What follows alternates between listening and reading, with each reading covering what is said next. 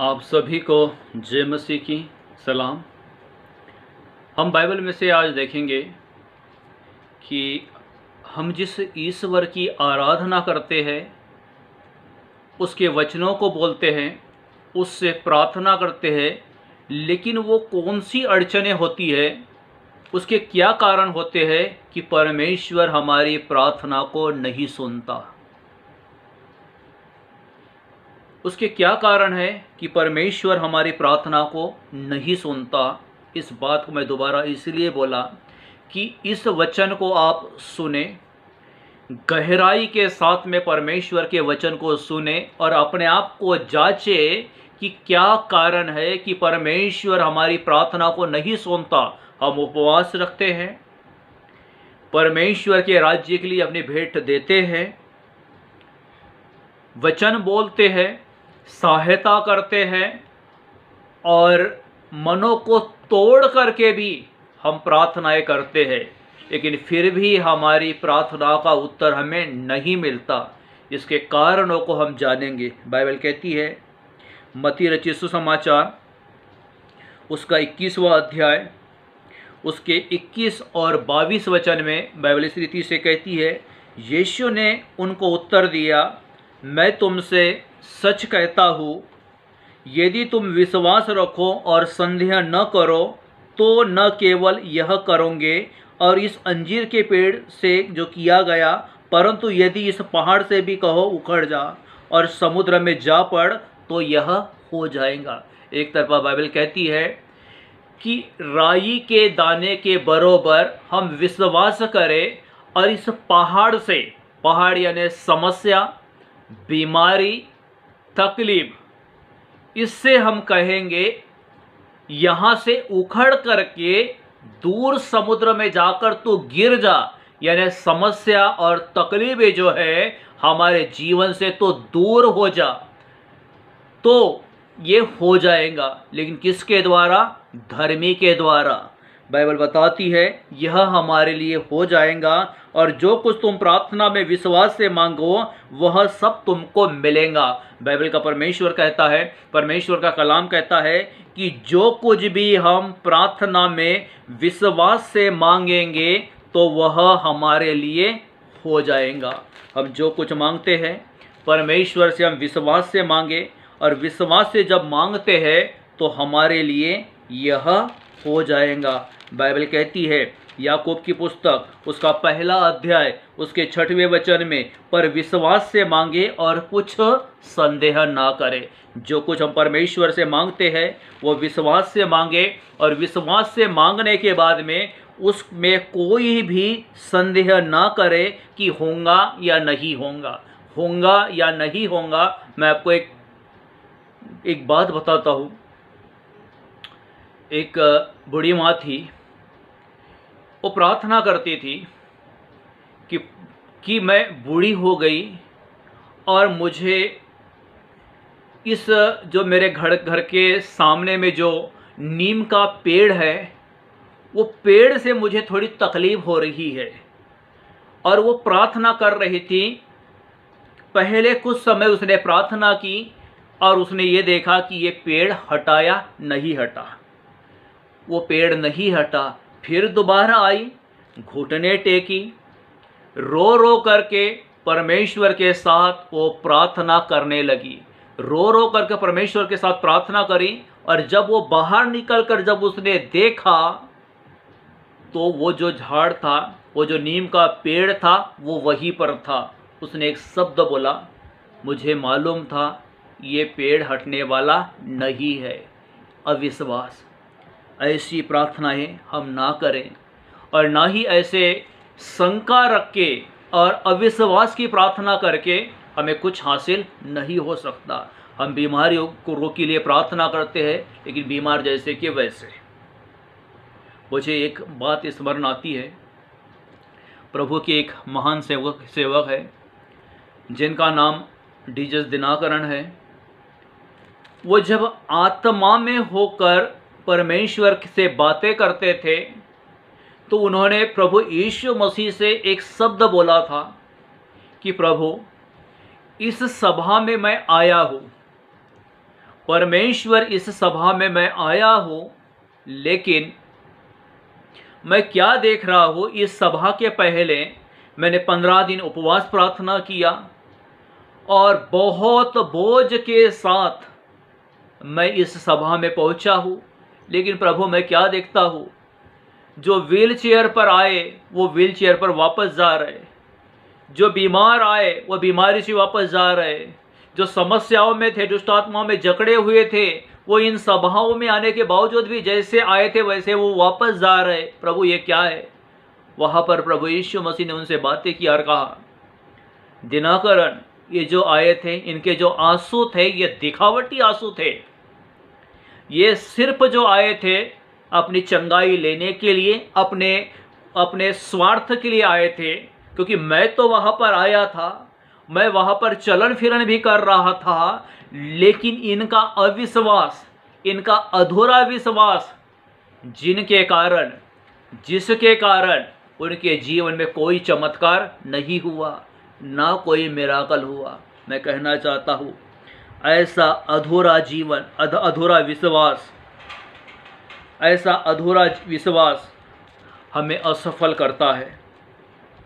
और बाइबल बताती है इब्री की पुस्तक 11:6 में, और विश्वास बिना उसे प्रसन्न करना अनहोना है। विश्वास के बिना उससे प्रार्थना करना, उस परमेश्वर को प्रसन्न करना, ये अनहोना है। ये मैं नहीं कहता, बाइबल में लिखा है। क्योंकि परमेश्वर के पास आने वालों को विश्वास करना चाहिए कि वह है। जितने लोग उस परमेश्वर के पास में आए, जितनों ने उसके वचनों को ग्रहण किया, जितने उसके संदेशों को सुनते हैं, जितने उनके सभाओं में आते हैं, जिनके जीवन में चमत्कार हुए हैं, उनको यह विश्वास करना है कि वह है। क्योंकि हमारा परमेश्वर मत्ती 18:19 के अनुसार जहाँ 2 लोग इकट्ठा होते हैं वहाँ वो उपस्थित होता है। कोठरी में जब बंद होकर उस परमेश्वर से प्रार्थना करते हैं, उस प्रार्थना का वो परमेश्वर हमें उत्तर देता है। मैं कहना चाहता हूँ कि हमारा परमेश्वर है, और हर एक परमेश्वर के जन को यह विश्वास करना है कि उसका परमेश्वर है और वो जीवित है। हम देखेंगे कि वह कौन सी प्रार्थना है जिस प्रार्थना का हमें उत्तर नहीं मिलता। यूहन्ना नबी की पुस्तक उसका 9वां अध्याय उसका 31 वचन, इसमें साफ रीति से कहा गया है। उस पहली हम बात देखेंगे, हमारे जीवन में पाप होता है, उस पाप के कारण हमारी प्रार्थना नहीं सुनी जाती। मैं कहना ये चाहता हूँ, यहाँ पर लिखा है, हम जानते हैं कि परमेश्वर पापियों की नहीं सुनता। यदि जिसके जीवन में पाप है, जिसके अंदर अधर्म भरा हुआ है, चाहे वो कितनी भी प्रार्थना कर ले, यूहन्ना 9:31 के अनुसार बाइबल कहती है कि परमेश्वर पापियों की नहीं सुनता। चाहे वो उपवास करें, वचन बोले, या उनको जो करना है वो करे, लेकिन बाइबल कहती है कि परमेश्वर पापियों की प्रार्थना को नहीं सुनता। बाइबल कहती है यदि ऐसे हालात में अपने पापों की क्षमा के लिए परमेश्वर से याचना करें और अपने पापों को हमें स्वीकार करना है। इसीलिए परमेश्वर पापियों की प्रार्थना को नहीं सुनता। ऐसे जो लोग हैं वो प्रार्थना भी करते हैं, पाप भी करते हैं, दूसरों को सजेशन भी देते हैं, लेकिन उनके खुद के जीवन में पाप होता है और वो अपने आप को पापी नहीं मानते, बल्कि अपने आप को धर्मी कहते हैं। परमेश्वर ऐसों की प्रार्थना को नहीं सुनता, और बाइबल बताती है परमेश्वर को पापी चाहिए लेकिन पाप नहीं चाहिए। पाप जिनके अंदर भरा होता है उनकी परमेश्वर प्रार्थना को नहीं सुनता। बाइबल का दूसरी बात हम देखेंगे, बुरे तरीके से, गलत रीति से जो कुछ भी हम परमेश्वर से मांगते हैं तो फिर हमारा परमेश्वर हमारी प्रार्थना को नहीं सुनता। तो मैं कहना ये चाहता हूँ, गलत रीति से, बुरे विचारों से और बुरी सोच रख करके यदि हम परमेश्वर से मांगते हैं तो परमेश्वर हमारी प्रार्थना को नहीं सुनता। ये उसका दूसरा कारण है। याकूब की पुस्तक 4 अध्याय उसके 3 वचन में बाइबल कहती है, तुम मांगते हो और पाते नहीं। हम प्रार्थना में मांगते हैं लेकिन हमें मिलता नहीं, इसीलिए कि बुरी इच्छा से मांगते हो ताकि अपने भोग विलास में उड़ा दो। गलत तरीके से, गलत रीति से परमेश्वर से मांगते हैं। परमेश्वर देता भी है लेकिन उस चीज को वो भोग विलास के लिए, अपने सुख के लिए इस्तेमाल करते हैं। इसीलिए कई बार कि परमेश्वर जो बुरी रीति से, गलत रीति से परमेश्वर से मांगते हैं, परमेश्वर उन्हें नहीं देता। हम क्या करें? अपने गलत विचारों को, गलत तरीके को हम छोड़ दें ताकि हमारा परमेश्वर हमारी सुधि ले सके, हमारी सुन सके। तीसरी चीज को हम देखेंगे, मन में दुष्ट विचार रहने के कारण परमेश्वर प्रार्थना को नहीं सुनता, या फिर मैं कहना चाहता हूँ दूसरे के बारे में पाप रखकर यदि हम प्रार्थना करते हैं तो परमेश्वर हमारी प्रार्थना को नहीं सुनता। इसके लिए बाइबल कहती है भजन संहिता और 66 उसके 18 वचन में, यहाँ पर साफ रीति से बाइबल कहती है, यदि मन में अनर्थ की बात सोचता हूँ तो प्रभु मेरी नहीं सुनता। दूसरे के विरुद्ध में पाप के बारे में सोचना, दूसरों के लिए गड्ढे खोदना, तो ऐसे दुष्ट विचार जब मन में आते हैं, ऐसे दुष्ट विचारों को जब हम मन में लेकर आते हैं तो परमेश्वर हमारी प्रार्थना को नहीं सुनता। मेरा विषय ही यही है कि परमेश्वर हमारी प्रार्थना को नहीं सुनता। उसके कारणों को हम बाइबल से देख रहे हैं। चौथा जो बात है, परमेश्वर का वचन नहीं सुनते। ये जो शब्द है ये मराठी बाइबल में बहुत परफेक्ट लिखा है। यहाँ पर लिखा है नीति वचन की पुस्तक उसका 28वां अध्याय उसके 9 वचन में कि जो लोग परमेश्वर के वचन को नहीं सुनते, परमेश्वर जो है उनकी प्रार्थना को नहीं सुनता। मैं बाइबल से पढ़ना चाहूँगा नीति वचन 28 उसके 9 में, जो अपना कान व्यवस्था सुनने से मोड़ लेता है उसकी प्रार्थना घृणित ठहरती है। आराधना करे, भक्ति करे, लेकिन परमेश्वर के वचन को सुनने से जो लोग अपने कान को हटा देते हैं तो परमेश्वर उनकी प्रार्थना को नहीं सुनता। ये चीज़ें बाइबल में लिखी है।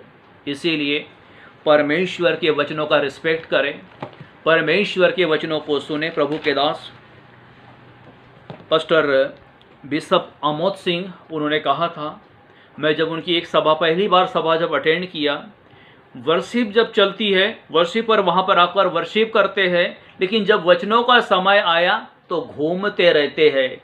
तो क्या सच में परमेश्वर ऐसों की प्रार्थना सुनेगा? भले ही उनके जीवन में ब्लेसिंग वो आशीष से हो, इस बात को देखते हैं, लेकिन कभी वो प्रार्थना करे, परमेश्वर उनकी प्रार्थना सुनेगा? नहीं सुनता। इस चीज़ को हमने बाइबल से ही प्रमाण किया कि जो व्यवस्था की बातें सुनने से परमेश्वर के वचन को अनसुनी करते हैं, परमेश्वर के वचन को स्वीकार नहीं करते, परमेश्वर के वचन को नहीं एक्सेप्ट करते, तो क्या परमेश्वर इनकी प्रार्थना को सुनेगा? नहीं सुनता। 5वीं बात हम देखेंगे, शंका के साथ जो शंका लेकर प्रार्थना करते हैं, परमेश्वर उनकी प्रार्थना नहीं सुनता। यानी 2 विचार, प्रभु सुनेगा या नहीं सुनेगा। ऐसों की प्रार्थना परमेश्वर नहीं सुनता। बाइबल बताती है याकूब की पुस्तक उसका 1 अध्याय उसके 6वें वचन में यहाँ पर लिखा है, क्योंकि संदेह करने वाला समुद्र की लहरों के समान है जो हवा से बहती और उछलती है। संदेह ना करे, अविश्वास ना करे। अविश्वास और जब हम संदेह करते हैं तो परमेश्वर हमारी प्रार्थना को नहीं सुनते, और ना ही परमेश्वर हमारी प्रार्थनाओं का प्रति उत्तर हमें देते हैं। इसीलिए प्रार्थना करें विश्वास के साथ, संदेह उस पर ना करें, क्योंकि संदेह करने वालों की प्रार्थना परमेश्वर नहीं सुनता। छठवीं हम बात देखेंगे बाइबल से, उसका छठवां हम कारण देखेंगे कि परमेश्वर प्रार्थना क्यों नहीं सुनता। गरीबों की जो सहायता नहीं करते, परमेश्वर उनकी प्रार्थना कभी नहीं सुनता। जो परमेश्वर के वचन सुनते हैं, वचन सुनकर आशीषित होते हैं, छुटकारा चंगाई उनके जीवन में आती है, सब कुछ तृप्त होने के बावजूद भी यदि परमेश्वर के राज्य के लिए अपने धन को नहीं देते, परमेश्वर उनकी प्रार्थना नहीं सुनता। और यही कारण है कि प्रार्थना करवा लो जैसे कि वैसे, प्रार्थना करवा लो बीमारी के कारण जैसे कि वैसे, क्योंकि उनका जो पैसा है फटी थैली यानी दवाखानों में जाता है। इस कारण परमेश्वर उनकी प्रार्थना को नहीं सुनता। नीति वचन 21वां अध्याय उसका 13 वचन, यहाँ पर बाइबल कहती है, जो कंगाल की दुहाई पर कान न दे वह आप पुकारेगा उसकी सुनी न जाएगी। जो कंगाल होते हैं, कई बार हम कहते हैं आप थोड़ा हमें सपोर्ट करिए, हमें कुछ किन्नरों के लिए या फिर कुछ आंटी लोगों के लिए हमें राशन पहुंचाना है, मेडिसिन पहुंचाना है। ऐसे टाइम पर बोलने के बावजूद भी अगर सुधि नहीं लेते तो निश्चय है, चाहे आप कितनी भी प्रार्थना कर लो, परमेश्वर उनकी नहीं सुनता। कुछ लोग होते हैं ईमानदारी से परमेश्वर के राज्य में बोते हैं, जिसके कारण परमेश्वर उनकी सुनता है। और जो व्यवस्था से मुंह को मोड़ लेते हैं, व्यवस्था से जो है अपने आप को हटा देते हैं, परमेश्वर उनकी प्रार्थना नहीं सुनता। इसी कारण कभी हॉस्पिटलाइज, कभी ए नुकसान, कभी ओ नुकसान, ऐसा उनके जीवन में होता रहता है। इसीलिए बाइबल बताती है कि जिनके पास नहीं है उनकी सहायता करें, जिनके पास है वह अपनी बढ़ाई मारने के लिए भी ना दे। जैसे संसार के रीति रिवाजों में होता है, यदि किसी ने एक बड़ा अमाउंट ट्रस्ट को दे दिया तो उसका नाम सबसे ऊपर होता है। अपनी बढ़ाई मारने के लिए ना दे, और बढ़ाई मारने के लिए जो देते हैं परमेश्वर उनकी भी प्रार्थनाओं को नहीं सुनता। बाइबल बताती है मत्ती 10:10, लूका 10:7, मजदूर को उसकी मजदूरी देना है। यदि मजदूरों को उनकी मजदूरी भी नहीं देते, जिसके कारण श्राप भी आता है, दंड भी आता है, और हमारी फाइनेंशियल घटी होती है, फाइनेंशियल घटी होती है। ये चीज़ हमने देखा है और प्रभु के वचन के द्वारा हमने सीखा भी है। सातवीं जो बात है, परमेश्वर घमंडियों की प्रार्थना को कभी नहीं सुनता। घमंडी जो होते हैं वो अपने आप के ऊपर घमंड करते हैं, और कुछ लोग तो यहाँ तक कहते हैं कि हमारा आत्मिक लेवल इतना बढ़ गया कि डायरेक्ट उनकी आत्मा स्वर्ग में जाकर ही बैठ जाती है। ऐसे लोगों की परमेश्वर प्रार्थना नहीं सुनता। ये जो घमंडी जो होते हैं, जो कहते हैं कि मैं तुम्हारा नहीं, मेरा जो लेवल है बिल्कुल स्वर्ग का है, ऐसे लोग चाहे माथा पटक भी दे अपना, लेकिन परमेश्वर की प्रार्थना को नहीं सुनता। बाइबल बताती है लूका रचित सुसमाचार उसका 18वां अध्याय उसके 11 वचन में, फरीसी खड़ा होकर मन में ये प्रार्थना करने लगा, हे परमेश्वर, मैं तेरा धन्यवाद करता हूँ कि मैं दूसरे मनुष्य के समान अंधेर करने वाला अन्यायी और व्यभिचारी नहीं, और न इस चुंगी लेने वाले के समान। वो प्रार्थना नहीं कर रहा है, ईश्वर के मंदिर में खड़ा होकर अपनी बढ़ाई मार रहा है कि मैं व्यभिचारी भी नहीं हूँ, मैं पापी भी नहीं हूँ, मैं अंधेर करने वाला भी नहीं हूँ, और मैं अन्यायी भी नहीं हूँ। बल्कि वो वहाँ पर क्या कर रहा है, दोष लगा रहा है। कौन सा दोष लगा रहा है कि इस चुंगी लेने वाले के समान मैं नहीं हूँ। मैं कहना चाहता हूँ, चुंगी लेने वाले राजा के अधीन, शासन के अधीन रहते हैं। आज भी एक बात हम देखते हैं, हमारे शहरों में जब अतिक्रमण आता है, वो जो है अपने शासन का जो ऑर्डर होता है उसको फॉलो करते हैं। उसमें कुछ हाथ मजदूरी वाले रहते हैं, कुछ रोजी रोटी वाले रहते हैं, उनके वो क्या करते हैं, सामान को जब्त कर लेते हैं या उठाकर वो चले जाते हैं। लेकिन ऐसे लोगों को जो लोग रहते हैं वो बोलते हैं कि निर्दयी है, लेकिन वो तो अपना काम कर रहे हैं, वो तो अपना काम कर रहे हैं, तो उनके लिए जो है मुंह से गलत शब्द निकलते हैं। मैं कहना ये चाहता हूं, कोई व्यक्ति यदि शराब पी ले तो पीने वाले को तो जो मिलना है वो मिलता ही है, लेकिन बेचने वाला उससे ज़्यादा श्रापित होता है। वैसे ये चुंगी लेने वाले जो होते हैं ये श्रापित होते हैं। श्रापित पुराने नियम में होते थे, क्योंकि इनकी जो भेंट है, इनकी जो भेंटें होती है वो कभी परमेश्वर के राज्य के लिए नहीं इस्तेमाल की जाती, इनकी और वेश्याओं की। बाइबल बताती है कि वो फरीसी जो था वो वहाँ पर अपने आप को ऊंचा दिखा रहा है, अपनी बढ़ाई मार रहा है, और चुंगी लेने वाले को वो वहाँ पर पापी दर्शा रहा है। बाइबल बताती है, मैं सप्ताह में 2 बार उपवास रखता हूँ, मैं अपनी सब कमाई का 10वां अंश भी देता हूँ। भाई, आप सप्ताह में 2 दिन उपवास रखो, और आप यदि अपनी भेंट किसी को देते हो तो तीसरे पर्सन को भी मालूम हो जाता है कि इस भाई को मैंने मेरे घर में प्रार्थना करने के लिए आए तो इतना मैंने पैसा दिया करके।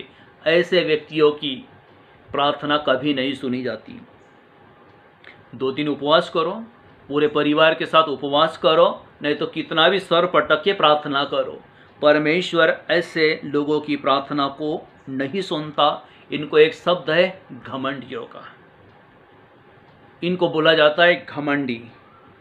बाइबल बताती है, एक पापी व्यक्ति, चुंगी लेने वाला व्यक्ति जो परमेश्वर से प्रार्थना करता है, उसकी प्रार्थना को हम देखते हैं।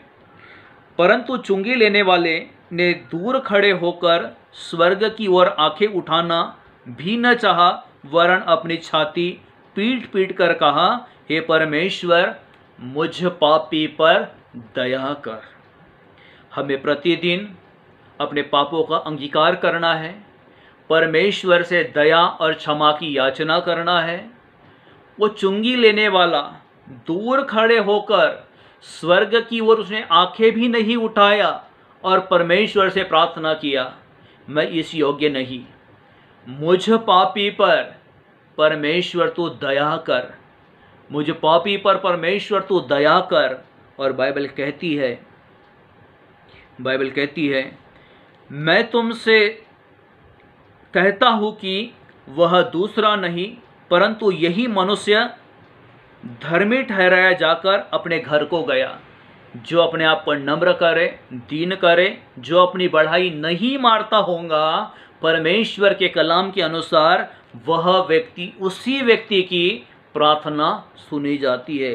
बाइबल कहती है लूका 18 उसके 17 वचन में, मैं तुमसे सच कहता हूँ कि जो कोई परमेश्वर के राज्य को बालक के समान ग्रहण न करेगा, वह उसमें कभी भी प्रवेश करने न पाएगा। इसीलिए परमेश्वर के राज्य को बालक के समान ग्रहण करें।